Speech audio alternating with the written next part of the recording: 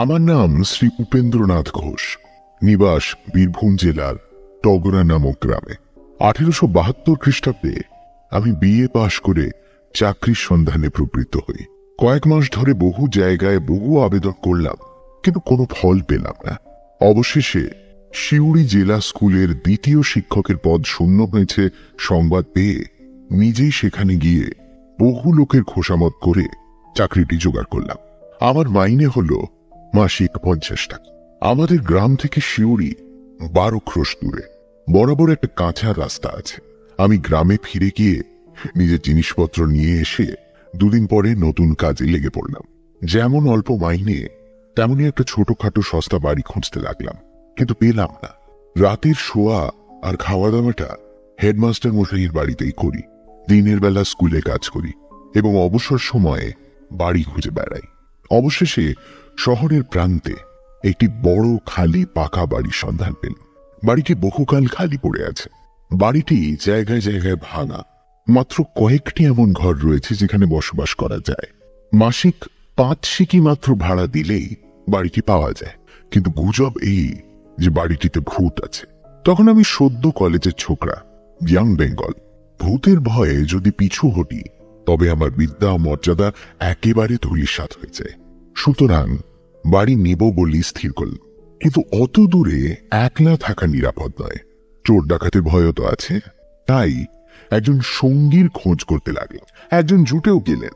তিনি আমাদের স্কুলের 4র্থ শিক্ষক, নাম রাসবিহারী মুখোপাধ্যায়। যদিও উনি বিএ পাশ করেননি, তাও কলেজে পড়েছেন এবং নিজেকে ইয়াং বেঙ্গল শ্রেণীভুক্তই মনে করেন। তার আগের বাড়িতে কিছু অসুবিধে হচ্ছিল, তাই তিনি আমার সঙ্গে এই বাসায় থাকতে রাজি হয়ে গেলেন। একজন রান্নার লোক স্থির করা গেল, কিন্তু তারা রাত্রিবেলা সে বাড়িতে থাকতে রাজি হল না।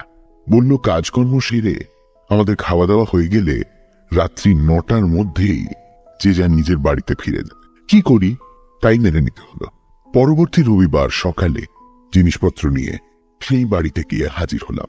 বাড়িটি খুব পুরনো। চারিদিকের পাঁচিল জায়গায় জায়গায় ভাঙা। গরু মোষ আটকানোর জন্য বাঁশের বেড়া বাঁধা আছে। বাড়িটির চারদিকে বাগান। অনেকগুলো নারকোল, আম, কাঁঠাল, জাম প্রভৃতি ফলের গাছ আছে। বাড়িটি দোতলা। নিচের তলার সামনের দিকটা বেশ বড় এবং 2খানি ঘর আছে। শুধু সেই ঘর দুটি আমরা দখল করলাম, কারণ আমাদের প্রয়োজন অল্প। বাড়ির পেছনে একটা পুকুর। তার জল পানযোগ্য নয়, স্নানযোগ্যও নয়, তবে বাসন মাজা প্রভৃতি বাড়ির কাজে তা লাগানো যেতে পারে। বাড়ির অল্প দূরে একটা খুব সুন্দর দিঘি ছিল। আমরা সেখানে গিয়েই চান করি এবং রান্না খাওয়ার জন্য সেই জল আনতাম। একটি ঘর খাওয়া দাওয়া করবার জন্য ঠিক করা হলো। অন্যটিতে 2টি চৌকি পেতে আমরা দুজনে শুতাম। সমস্ত রাত ঘরে প্রদীপ জ্বালা থাকে। এইভাবে কিছুদিন যায়। ইতিমধ্যে দশেরাত 2 দিন ছুটি হলো। সেই সঙ্গে একটা রবিবারও পাওয়া গেল। আমি বাড়ি গেলাম। বাড়িতে 2 দিন মাত্র থেকে 3য় দিন পায়ে হেঁটে সিউড়ির জন্য বেরিয়ে পড়লাম। আমাদের গ্রামের 1 ক্রোশ পরে হাতছালা বলে একটি গ্রাম আছে। আগে এখানে স্থানীয় জমিদারের অনেকগুলো হাতি বাঁধা থাকত। হাতিশালা থেকেই হাতছালা নামটি উৎপন্ন হয়েছে। সেই গ্রামের প্রান্তে রাস্তার ধারে একটি মন্দির আছে। সেই মন্দিরে রমা প্রসন্ন মজুমদার নামক এক ব্রাহ্মণ সর্বদা বাস করেন এবং জপ নিয়ে থাকেন। তিনি একজন সিদ্ধ পুরুষ বলে বিখ্যাত। আশপাশের চারিদিকের গ্রামের লোকেরা তাকে যথেষ্ট শ্রদ্ধা ভক্তি করে। সেখান দিয়ে যেতে যেতে দেখলাম মজুমদার মশাই খড়ম পায়ে দিয়ে মন্দিরের বাইরে দাঁড়িয়ে আছে। দেখে রাস্তা থেকে নেমে গিয়ে আমি তাকে প্রণাম করলাম। আশীর্বাদ করে তিনি আমায় বললেন, ভালো থাকো। কোথায় যাচ্ছ বাবা?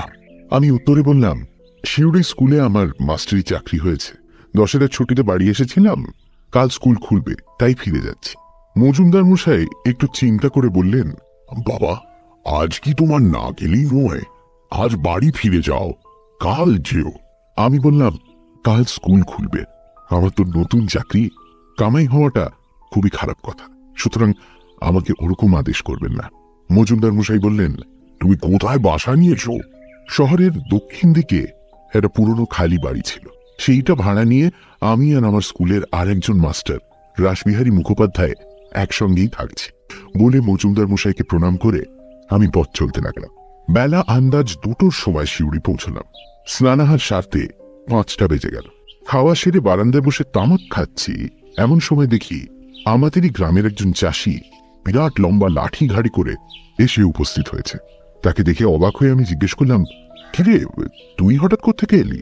সে বলল, আগে মা ঠাকুরানী চিঠি দিয়েছেন এবং এই কবচটি আপনার হাতে পড়বার জন্য পাঠিয়ে দিয়েছেন। চিঠি পড়ে দেখলাম তাতে মাতা ঠাকুরানী লিখেছেন, তুমি বাড়ি হইতে যাত্রা করিবার পর রমা প্রসন্ন মজুমদার মহাশয় আসিয়াছিলেন এবং একটি কবচ দিয়া বলিলেন, মা, তোমার ছেলে আজ প্রাতে শিউরি রওনা হইয়াছে। পথে তাহার সঙ্গে দেখা হইল। তাহার জন্য আমি এই রাম কবচটি আনিয়াছি। তুমি যেমন করিয়া পারো আজই এই কবচটি তোমার ছেলেকে পাঠাইয়া দাও এবং বিশেষ করিয়া লেখো যেন আজই সে এই কবচটি ধারণ করে। আর লিখিয়া দাও, যদি কোনো রকম ভয় পায় তবে যেন তারক ব্রহ্ম নাম জপ করে। এই কবচের গুণে এবং নামের বলে সে সকল বিপদ হইতে মুক্ত হইবে। সুতরাং আমি দিনুকে দিয়া এই চিঠি ও কবচ পাঠাইলাম।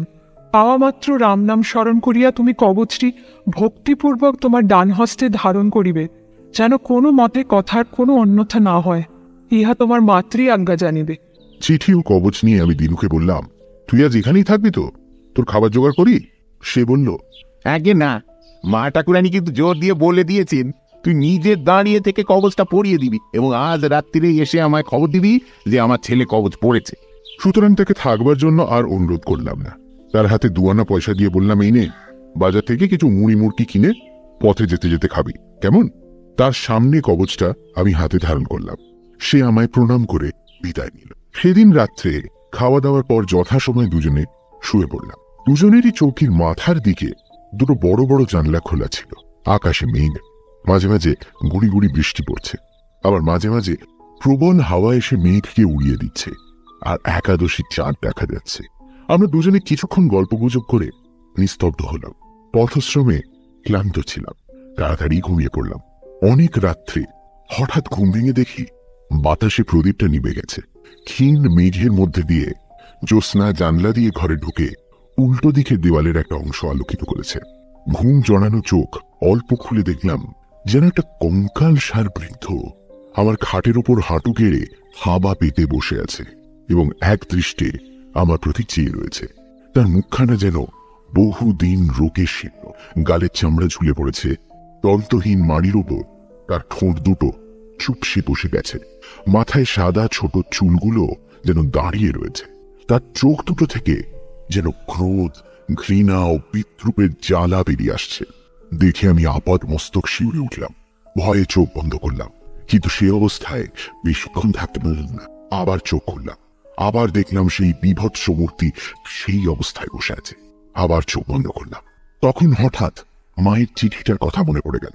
মনে মনে বললাম, আমার ভয় কি? আমার হাতে রক্ষা কবচ রয়েছে। এবং মৃদুস্বরে তারক ব্রহ্ম নাম জপ করতে লাগ। কিছুক্ষণ পরে আবার যখন চোখ খুললাম, তখন সে মূর্তি আর নেই। সাহস পেয়ে উঠে বসলাম এবং ঘুম জড়ানো গলায় আমার বন্ধুকে ডাকতে লাগলাম। রাসবিহারী উঠে বললেন, কি মহাশয়? আমি তখন প্রদীপ জেলে সমস্ত ঘটনা তাকে খুলে বললাম। তিনি অত্যন্ত ভয় পেলেন। সমস্ত রাত আমরা গল্প করেই কাটিয়ে দিলাম। পরের দিন সকালে সে বাড়ি ত্যাগ করে আমরা অন্যত্র আশ্রয় গ্রহণ করলাম। খাওয়া দাওয়া শেষ করে 10টার সময় স্কুলে গেলাম। টিফিনের সময় ডাকওয়ালা পিয়ন একখানি চিঠি দিল। দেখলাম সেটি রমা প্রসন্ন মজুমদার লিখেছে। চিঠির তারিখ ও ছাপ গতকাল। চিঠিটিতে লেখা আছে, শ্রী শ্রী দুর্গা শরণম, পরম শুভাশীর্বাদা সন্তু বিশেষ। বাবা জীবন, গতকাল তোমার সহিত সাক্ষাৎ হওয়ার পর আমি তোমার বাটিতে গিয়াছিলাম এবং তোমার মাতা ঠাকুরানীকে তোমার নিমিত্ত একটি রাম কবচ দিয়ে আসিয়াছি।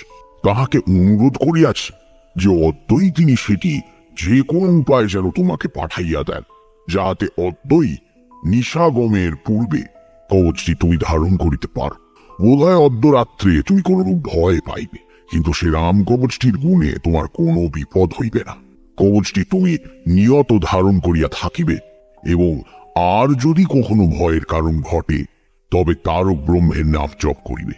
সর্বদা শুদ্ধাচারে থাকিবে। অত্র কুশল। মা ভবানী তোমার মঙ্গল করুন। ইতি নিয়ত আশীর্বাদক শ্রী রমা প্রসন্ন দেব শর্মা। চিঠিটা পড়ে আমার বিস্ময় শেষ হইল না। সেটি রাসবিহারী বাবুকে দেখালাম। তিনিও খুব আশ্চর্য হলেন। পুজোর ছুটির সময় বাড়ি গিয়ে প্রথমেই মজুমদার মশাইকে প্রণাম করতে গেল।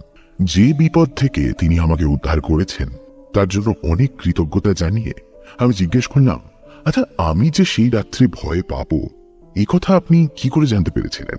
একটু মৃদু হেসে মজুমদার মশাই বললেন, তুমি যখন সেদিন এসে আমাকে প্রণাম করলে তখনই আমি দেখলাম একটি প্রেতাত্মা তোমার পেছন পেছন করছে। কোনো কারণে সে তোমার উপর ভয়ানক ক্ষেপে গেছে এবং তোমার প্রাণহানি করবার জন্যই সে তোমার সঙ্গ নিয়েছে। কেবল উপযুক্ত সময় পাইনি বলে সে পর্যন্ত কৃতকার্য হতে সে পারেনি। তুমি চলে গেলে আমি গণনা করে দেখলাম যে সেই রাত্রেই ক্ষণ উপস্থিত হবে, তাই তাড়াতাড়ি একটি রামকবচ লিখে তোমার মাতা ঠাকুরানীকে দিয়ে এলাম। যাই হোক, কবচটা তুমি কখনো পরিত্যাগ করো না। আমি বললাম, মজুমদার মশাই, আমার সঙ্গে যে লোকটা ঘরে শুয়েছিল তিনি কোন রকম ভয় পেলেন না কেন? আমরা দুজনেই একই সঙ্গে একই বাড়িতে ছিলাম, তবে আমার উপরেই ভূতের এত আক্রোশ কেন? মজুমদার মশাই জিজ্ঞেস করলেন, সে লোকটির নাম কি? তার নাম রাসবিহারী মুখোপাধ্যায়। তিনি ব্রাহ্মণ, এই কারণেই ভূত তার কোনো অনিষ্ট করতে পারেনি। তুমি কায়স্থ, তোমার প্রাণহানি করা তার পক্ষে সহজ হতো। এই কথা শুনে কিছুক্ষণ আমি নীরবে চিন্তা করলাম। তারপর বললাম, সে ভূত কি এখনো আমার অনিষ্ট করার চেষ্টা করছে? করছে, আর একবার সে তোমায় দেখা দেবে, কিন্তু সে ক্ষণ কতদিনে উপস্থিত হবে তা আমি এখন বলতে পারবো না, কিন্তু ওই রাম কবচের বলে তোমার কোনো বিপদ হবে না। তারপর 18 বছর কেটে গেল। সে ভূতের কথা আমি প্রায় ভুলেই গিয়েছিলাম, কিন্তু রাম কবচটি বরাবর সযত্নে ধারণ করে রেখেছিলাম। আমি ক্রমে দ্বিতীয় শিক্ষক থেকে প্রধান শিক্ষক হলাম। তারপরেও আরো কয়েক বছর সুখ্যাতির সঙ্গে কাজ করে প্রেসিডেন্সি বিভাগের ডেপুটি ইন্সপেক্টর পদে যোগ দিলাম। আমার বেতন 150 টাকা হলো। মফস্বলের নানা স্থানে ঘুরে আমাকে বিদ্যালয় পরিদর্শন করতে হতো। একদিন মেদিনীপুর জেলার একটি গ্রামের স্কুল পরিদর্শন করতে গিয়েছি। সন্ধ্যের পর খাওয়া দাওয়া করে একটি গরুর গাড়ি ভাড়া করে সেই গ্রামের দিকেই রওনা দিলাম। শরৎকালের পরিষ্কার রাত, আকাশে চাঁদ উঠেছিল। ডিস্ট্রিক্ট বোর্ডের পাকা রাস্তা দিয়ে গাড়ি মন্থর গতিতে চলছিল। আমি প্রথমে শুয়ে একটু ঘুমোবার চেষ্টা করলাম। ঘন্টা 2 এপাশ ওপাশ করে যখন কিছুতেই ঘুম হলো না, তখন চোখ খুলে উঠে বসলাম। দেখলাম গাড়োয়ান তার বসবার সেই ছোট্ট জায়গাটুকুতে কোন রকমে শুয়ে ঘুমিয়ে পড়েছে। জ্যোৎস্না রাত, পরিষ্কার পথ গেছে, গরু দুটি অবাধে আপন মনে চলছে। রাস্তার দুধারে গাছের সারি, কোথাও দূরে দূরে, কোথাও বা কাছাকাছি ঝুরঝুর করে বাতাস বইছে। গাড়োয়ান আরামে ঘুমিয়ে যাচ্ছে দেখে গরিবকে জাগাতে আমার আর ইচ্ছে করল না। অথচ গরু দুটি অরক্ষিত অবস্থায় পথ চলে, তাও নিরাপদ নয়। এই ভেবে আমি আর শুনলাম, বসেই রইলাম। এই অবস্থায় প্রায় ঘন্টাখানেক কাটল। আমার একটু তন্দ্রা আসতে লাগলো। আমি বসে বসেই তুলতে লাগলাম। হঠাৎ গরু দুটি থেমে গেল। একটা ঝাঁকুনি দিয়ে গাড়িটি দাঁড়িয়ে পড়ল, আর আমার ঘুম ছুটে গেল। চোখ খুলে দেখি সেই ভীষণ মূর্তি গরু দুটির সামনে পথ আটকে গাড়ির জোয়ালের ওপর দুটো চিহ্ন হাত রেখে সেই কঙ্কালসার চেহারা দাঁড়িয়ে আছে, এবং তার জ্বলন্ত দুটি চোখ থেকে যেন আগুন ঠিকরে বেরোচ্ছে। দেখে আমার শরীরের রক্তহীন। আমি কাঁপতে লাগলাম। বুকের কাছে হাত রেখে তার ব্রহ্ম নাম জপ করতে লাগলাম। কিছুক্ষণ জপ করতে করতে দেখলাম সে মূর্তি ছায়ার মতোই মিলিয়ে যাচ্ছে। যখন সে একেবারে অদৃশ্য হয়ে গেল, গরু দুটি তখন গাড়ির পেছন দিকে ঘুরে প্রাণপণে ছুটতে লাগলো। ঝাঁকুনিতে গাড়োয়ানের ঘুম ভেঙে গেল। সে ধড়ফড় করে উঠে বসে বলল, বাবু বাবু, এই কি গরু এমন ছটকিছে কেন? আমি আসল কথা তাকে না বলে কেবলমাত্র বললাম, হয়তো পথে কোনো কারণে ভয় পেয়েছে। গাড়ি থামাবার এবং ঘোরাবার অনেক চেষ্টা করল। গরু দুটি লাঙল টেনে ছিঁড়ে ফেলবার উপক্রম করলো, কিন্তু কিছুতেই তারা দাঁড়ালো না। দৌড়তে দৌড়তে অবশেষে যখন একটি গ্রামের বাজার উপস্থিত হলো এবং সেখানে অনেক লোকজন, অন্যান্য গরুর গাড়ি দেখা গেল, তখন গরু দুটি দাঁড়ালো। গরু দুটি ভয়ানক ক্লান্ত হয়ে পড়েছে দেখে আমি গাড়োয়ানকে বললাম, থাক, আজ আর কাজ নেই। গরু দুটোকে খুলে দাও, ওদের ঘাস আর জল দাও। কাল সকালে আবার রওনা হওয়া যাবে। আজ রাত্রে এখানেই বিশ্রাম করি। তারপর আরো 7 বছর কেটে গেছে, কিন্তু আর কখনো এরম কোনো ভয়ের কারণ ঘটেনি। সেই রামকবচটি এখনো ধারণ করেই আছি, এবং যতদিন বেঁচে থাকবো ধারণ করেই থাক। আমার মায়ের এবং মজুমদার মশাইয়ের লেখা সেই চিঠি দুটি আজও আমার কাছে আছে। যদি কেউ দেখতে চান আমি দেখাতে পারি।